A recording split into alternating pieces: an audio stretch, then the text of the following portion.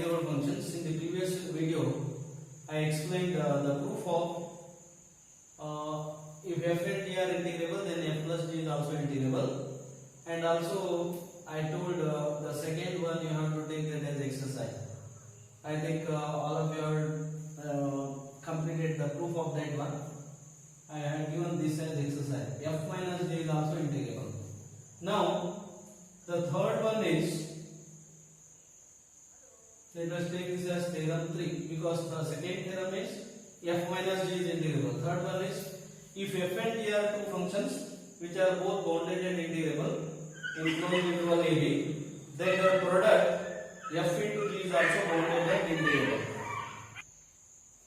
First, I prove that f into g is bounded. What is given? Since f and g are bounded in AB, there exists k belongs to R, any real number, such that f of x is less than or equal to k, mod f of x is less than or equal to k, mod g of x is less than or equal to k. Now, consider fx into gx. fx into gx is therefore less than or equal to k into k square. Or you can write mod fx into gx is less than or equal to k square. What does this imply?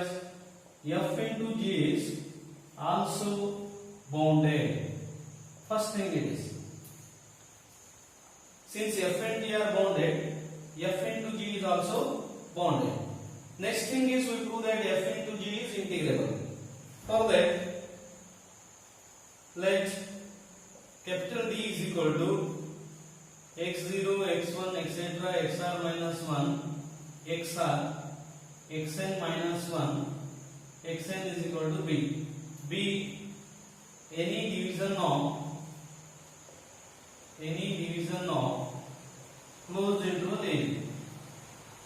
That means this AB is subdivided into n number of subintervals x0, x1, x1, x2, xr minus 1, xr, xn minus 1, xn. And as in the first theorem, we take mr dash, 3 sets, mr2 dash, and capital mr be the bounds of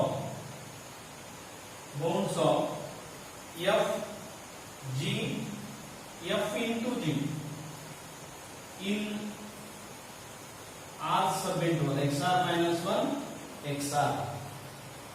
These 3 sets, capital M is upper bound, small m is lower bound, are the bounds of f into g in xr minus 1, xr.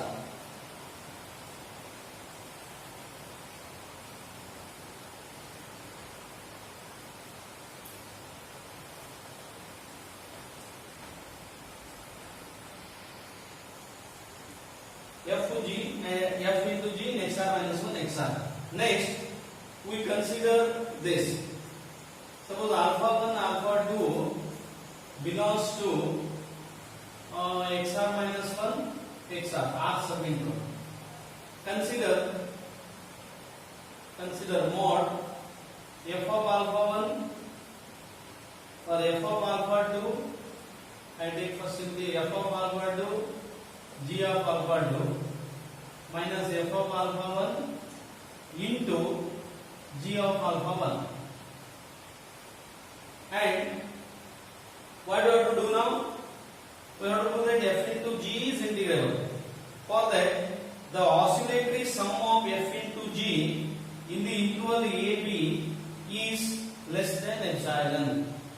We have to now prove that there exists a division D, so that whose norm is less than or equal to delta, and corresponding oscillatory sum of f into g is less than epsilon. For that, we start with this f of alpha 2, g of alpha 2 minus f of alpha 1 into g of alpha 1. It is f of alpha 2 into g of alpha 2 minus g of alpha 2 f of alpha 1 plus g of alpha 2 f of alpha 1 minus f of alpha 1 into g of alpha 1. See, I have added this g of alpha 2 f of alpha 1 and subtracted g of alpha 2 f of alpha 1. Now it is g of alpha 2 into f of alpha 2 minus f of alpha 1 from these two plus f of alpha 1 into g of alpha 2 minus g of alpha 1. Understand this, sir? We have to use the oscillation of a bounded function is it is the supremum of this set f of alpha minus f of beta. For that we start with this, add and subtract this, take common, we will get this term. Therefore mod f of alpha 2 g of alpha 2 minus f of alpha 1 into g of alpha 1 mod is equal to, we take mod on both sides, is equal to, it is mod g of alpha 2 into f of alpha 2 minus f of alpha 1 plus f of alpha 1 into g of alpha 2 minus g of alpha 1, taking mod on both sides. But mod a plus b is less than or equal to mod a plus mod b. Therefore I write g of alpha 2 into f of alpha 2 minus f of alpha 1 plus mod f of alpha 1 into g of alpha 2 minus g of alpha 1. So it is mod g of alpha 2 into mod f of alpha 2 minus f of alpha 1 plus mod f of alpha 1 into mod g of alpha 2 minus g of alpha 1. This is important step. Once if you consider this, then the next steps are quite straightforward. One by one you can write these steps. Now what is given? Function is bounded.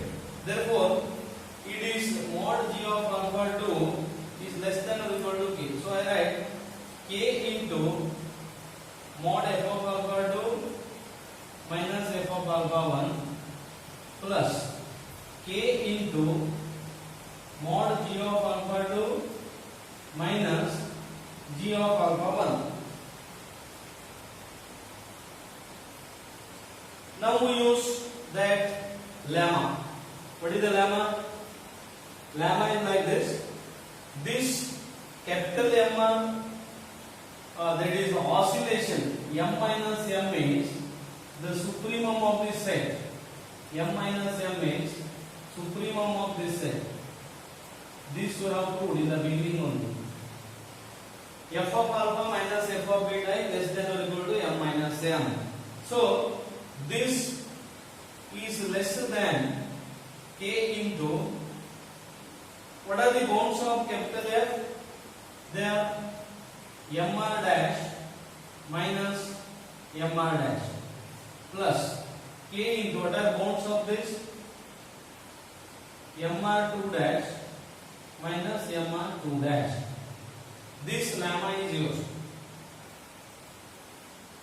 Therefore capital mr minus mr is less than or equal to k into mr dash minus mr dash plus k into mr2 dash minus mr2 dash.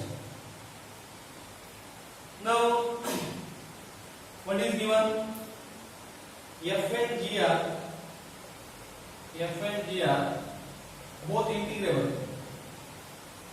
integrable. Therefore there exists a division.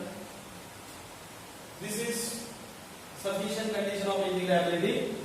Since f and d are both integrable, there exists a division d such that the oscillatory sum is less than epsilon. With division d whose norm is less than or equal to delta, the oscillatory sum is less than epsilon. Therefore, the oscillatory sum of f and g are less than epsilon by 2k. This is important. So the art of taking that epsilon, instead of epsilon we take epsilon by 2k. It is arbitrary, so we can take epsilon by 2k. Now, suppose D is such a division. Such a division means whose norm is less than delta. In the beginning only we have taken D is the division of AB. That division D is such that its norm is less than or equal to delta. So let us take this as 1. From 1 sigma mr minus mr delta less than or equal to k into sigma mr dash minus mr dash delta plus k into sigma mr2 dash minus mr2 dash delta. But from this, the oscillatory sum of f is less than epsilon by 2k. This is also less than epsilon by 2k. So we have k into epsilon by 2k. That is epsilon. So the oscillatory sum of, what is this? Capital Mr, small mr are bounds of f into g. So this sigma mr minus mr delta is oscillatory sum of f into g. Therefore, the oscillatory sum of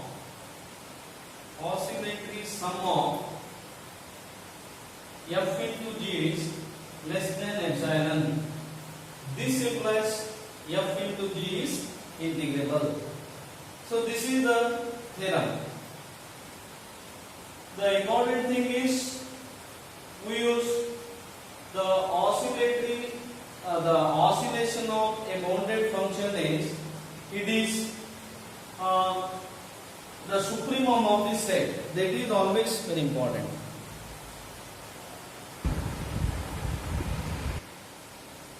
Fourth theorem is like this: if f and g are both bounded and integrable, then f by g is also bounded and integrable in closed interval AB.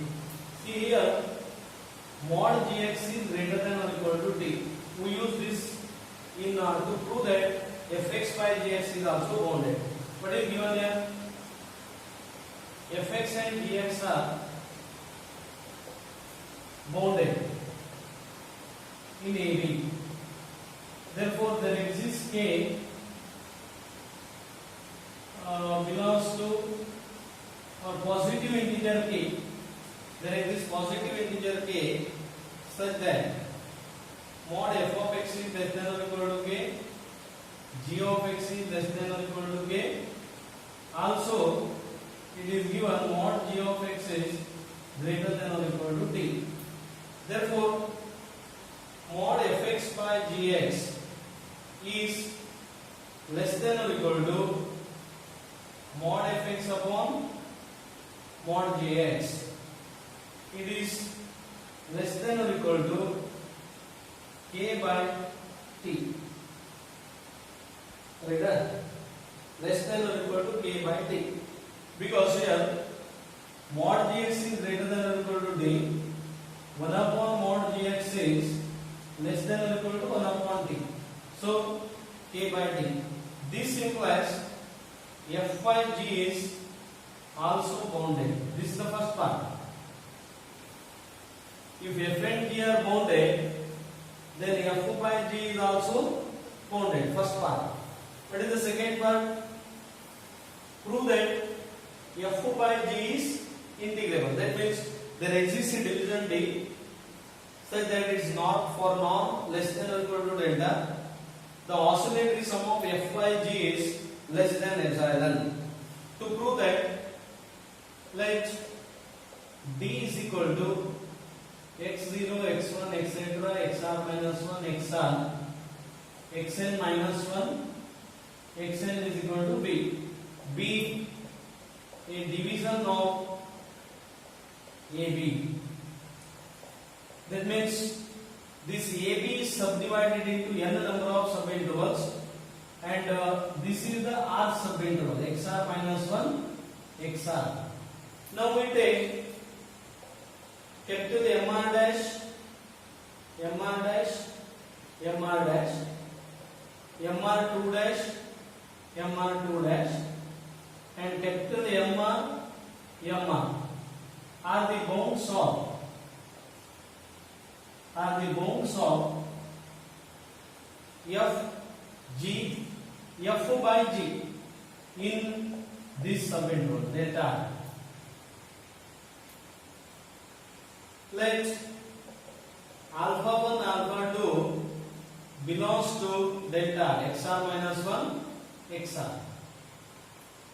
Now we consider f of alpha 2 upon f of g of alpha 2 minus f of alpha 1 upon g of alpha 1. We start with this and we simplify. It is mod of f of alpha 2 g of alpha 1 minus g of alpha 2 f of alpha 1 divided by g of alpha 2 into g of alpha 1. As in the previous three theorems, we take f of, now f by g is integrable, therefore we take f by g of alpha 2 minus f by g of alpha 1. By taking LCM we get this. It is mod f of alpha 2 g of alpha 1 minus g of alpha 1 f of alpha 1 plus g of alpha 1 f of alpha 1 minus g of alpha 2 f of alpha 1 divided by mod g of alpha 2 into mod g of alpha 1. I think this step you followed. This is the important thing here. We subtract g of alpha 1 f of alpha 1 and add g of alpha 1 f of alpha 1, because we have to express this left hand side as f of alpha 2 minus f of alpha 1 and g of alpha 2 minus g of alpha 1. Repeat this.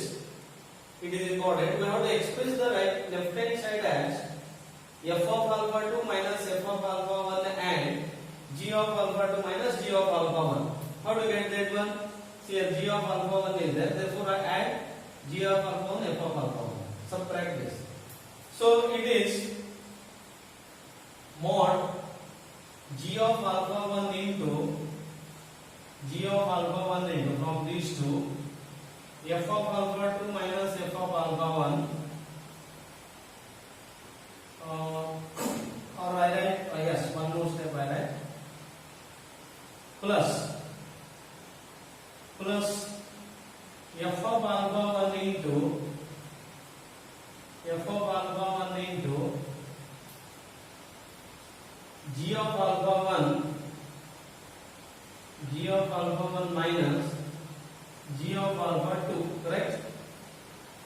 G of alpha 1 into f of alpha 2 minus f of alpha 1 plus, from these two, f of alpha 1 common, g of alpha 1 minus g of alpha 2 upon mod g of alpha 2 into g of alpha 1.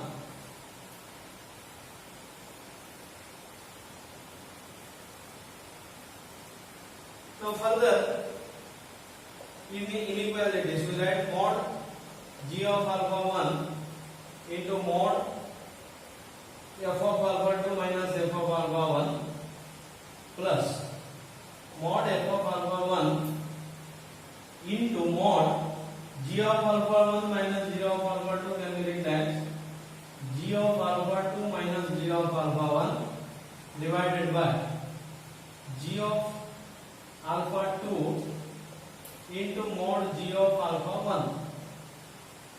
Now what is this?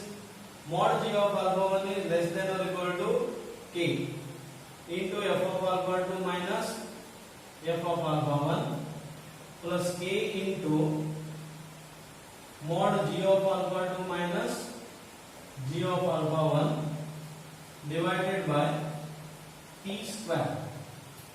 Because what is given? Mod gx is greater than or equal to t also. 1 upon mod gx is less than or equal to t. So it is t square. Now we use that lemma. It is less than or equal to k by t square into mr dash minus mr dash plus k by t square into mr2 dash minus mr2 dash. Because that lemma mr and mr dash are bounds of f in delta, and this is the oscillation of f in delta. So this oscillation is the supremum of f of alpha 2 minus f of alpha 1. Now take sigma, or I write left hand side is capital mr minus mr is less than or equal to this. So sigma mr minus mr delta is less than or equal to k by t square sigma mr dash minus mr dash plus k by t square sigma mr2 dash minus mr2 dash. Now what is given? F and g are bounded and integrable in AB. Therefore oscillatory sum of f and g, this is oscillatory sum of f, this is oscillatory sum of g. They are separately less than epsilon. Here we can take they are less than the oscillatory sum of f and g are less than epsilon t square upon 2k. Because here k by t square is there, therefore we adjust that epsilon like this, epsilon t square by 2k. Suppose D is such a division, we have taken in the beginning only D is the division of AB. D is such a division so that the corresponding the D is such a division whose norm is less than or equal to delta, and the oscillatory sum of f and g is separately less than epsilon t square by 2k. Therefore sigma mr minus mr delta, what is this? This is oscillatory sum of f into g is less than k by t square epsilon t square by 2k plus k by t square epsilon t square by 2k. What do you get? It is less than epsilon. Followed? You will get, no, this t square cancels, k cancels, epsilon by 2, epsilon by 2. So the oscillatory sum of f into g, sorry, it is oscillatory sum of f by g. We are dealing with f by g. Oscillatory sum of f by g is less than epsilon. Hence f by g is integrable. You try follow this. Try to follow the proof of this one. As usual, if you have any difficulties, you can ask it anytime. Okay, thank you.